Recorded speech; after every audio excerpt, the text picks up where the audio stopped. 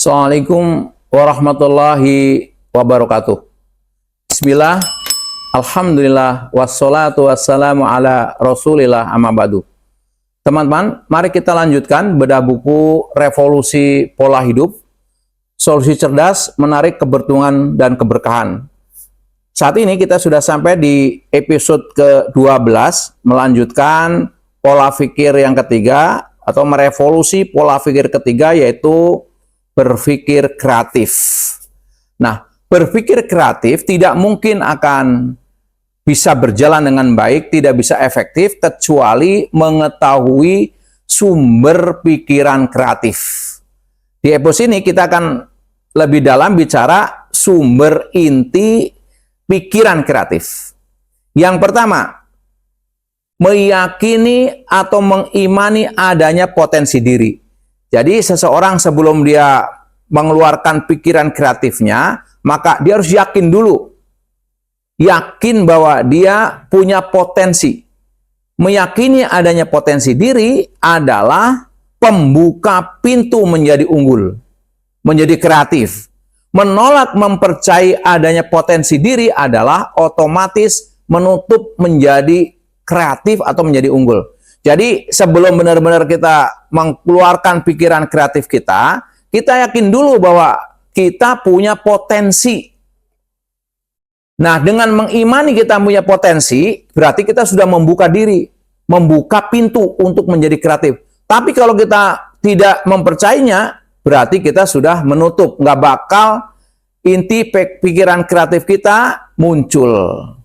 Ini harus diketahui dengan baik. Nah, lalu ada berapa minimal potensi diri yang bisa mengeluarkan kreativitas dalam diri kita? Minimal ada 3. Yang pertama, imani ada potensi hati nurani, ada potensi akal pikiran, ada potensi fisik. Saya akan ngambil contoh potensi hati nurani. Dengan potensi hati yang Allah berikan kepada kita, yang di dalam hati ini kita ada iman, di situ ada sabar, ada syukur, itu bisa memunculkan kreativitas yang luar biasa. Contoh, hati yang diisi dengan iman, yang yakin tadi, bisa mengubah musibah menjadi rahmah. Ini kreativitas. Sebagian orang kalau diuji seakan-akan sudah nggak ada kebaikannya. Tapi buat orang yang beriman bisa mengubah musibah menjadi rahmah. Bagi orang yang beriman, yang hatinya penuh dengan iman, maka dia memiliki rasa syukur yang tinggi. Rasa syukur yang tinggi bisa membuat orang-orang yang dalam tanda petik diuji Allah dengan disabilitas seperti Syekh Amar Bugis menjadi orang yang luar biasa. Dia dengan tangannya yang lumpuh, kakinya lumpuh, tiap malam dibantu dengan alat pernapasan, bisa menyelesaikan menghafal Quran di usia 13 tahun. Bisa sekolah sampai S3 dan terakhir menjadi profesor. Ini karena apa? Ada potensi hati yang dikeluarkan. Yang kedua, akal pikiran kita. Dengan kita dikasih pikiran yang luar biasa oleh Allah Subhanahu wa taala, bisa dibayangkan, ahli otak mengatakan begitu kita lahir, Allah sudah titipkan kepada kita 1 triliun sen otak. Dan manusia modern baru menggunakan sekitar 4-8%-nya. Itu sudah ditemukan pesawat terbang, ditemukan alat-alat canggih yang luar biasa. Itu dengan pikiran kita, akal kita. Dengan fisik, ya kita tahu sendiri fisik kita bisa berbuat apa saja. Nah, artinya sebelum kita mengekspor lebih jauh tentang kreativitas, yang pertama adalah inti pikiran kreatif, mengimani bahwa kita punya potensi. Sumber inti pikiran kreatif yang kedua, setelah kita meyakini bahwa kita punya potensi, maka yang kedua kita harus punya kemauan keras. Kemauan keras seringkali berhubungan dengan kejelasan apa yang kita mau. Bila seseorang tahu dan benar-benar tahu apa yang dia mau, maka kemauannya akan kuat atau keras. Jadi seringkali seseorang tidak punya kemauan keras karena impiannya kurang jelas.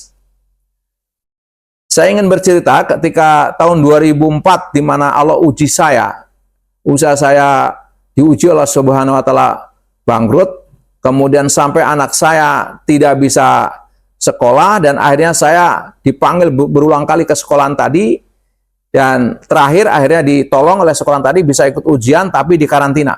Nah, inilah pukulan mental saya sebagai seorang ayah, merasa gagal, tidak bisa melindungi anak saya. Nah, saya berpikir kasihan sekali ya anak saya sekolah di karantina, sedangkan mengerjakan tugas ujian udah berat, apalagi dengan dilihat teman-temannya bahwa ini kelompok orang tidak mampu. Nah, menariknya di situ, saya kemudian muncul sebuah keinginan yang sangat besar. Saya baru tahu bahwa itu disebut afirmasi setelah saya belajar motivasi. Apa? Sambil pulang mengantar anak saya ke rumah, karena jaraknya tidak terlalu jauh, sebetulnya beberapa kilo saja. Saya jalan kaki, udah nggak punya mobil, motor, sepeda pun udah dijual. Saya menyampaikan kepada Allah, ya Allah, takdirkan saya menjadi orang yang mampu, yang bisa membantu anak-anak yang tidak mampu untuk sekolah. Artinya saya tidak bisa melihat orang tidak sekolah. Terus impian itu dibangun dengan sungguh-sungguh, karena saya nggak mau penderitaan saya menular kepada orang, dalam tanda petik. Dan akhirnya dengan izin Allah 2005 mulai ngurus pemulung, 2008 membuat panti, terus akhirnya pada 2013 berdirilah pesantren Pemberdayaan Umat Anahal yang sampai detik ini insya Allah pesantren di tempat kami gratis dari SMP sampai SMA, bahkan sebagian sampai kuliah. Nah, tapi impiannya jelas. Saya siang malam berpikir, berdiskusi dengan pasangan, dengan keluarga, dan teman-teman dekat, bagaimana mewujudkan menjadi kanal berkah, bahasa kami, menjadi saluran berkah dengan menyediakan pendidikan gratis. Yang ketiga, sumber inti pikiran kreatif adalah pengalaman atau keahlian. Pengalaman, keahlian, keberanian. Contoh saya ngambil kisah Salman Al-Farisi. Inilah yang pernah diterapkan sahabat Salman Al-Farisi. Ia adalah seorang bangsawan Persia yang semula memeluk agama Majusi, tapi kemudian menjadi Muslim. Nah, ia menjadi pahlawan dengan ide membuat parit dalam upaya melindungi kota Madinah dalam pertempuran Khandaq tahun ke-5 Hijriah. Bayangkan ketika itu baru 5 tahun hijrah ke Madinah, kemudian kafir Mekah mau menyerang. Nah, ketika itu Rasulullah SAW bertanya kepada Salman Al-Farisi, Salman Al-Farisi, kalau di negeri kamu posisi seperti ini bagaimana strateginya? Kreativitas yang harus dibangun sehingga kita bisa memenangkan peperangan. Nah, karena Salman Al-Farisi punya pengalaman di Persia sana, dia sampaikan kepada Rasul, kalau tempat saya bikin parit, Rasul, bikin parit, hendak gitu ya. Kemudian dia menggali Rasul dan para sahabat, yang benar juga dari pengalaman Salman Al-Farisi menjadi peperangan yang mengagumkan. Ya, akhirnya Rasul dan para sahabat bisa memenangkan kemenangan itu karena kreativitas dari pengalaman Salman Al-Farisi. Sumber inti pikiran yang keempat adalah kemauan belajar atau berikro. Setiap orang punya cara tersendiri, punya kehebatan masing-masing, dan punya keistimewaan.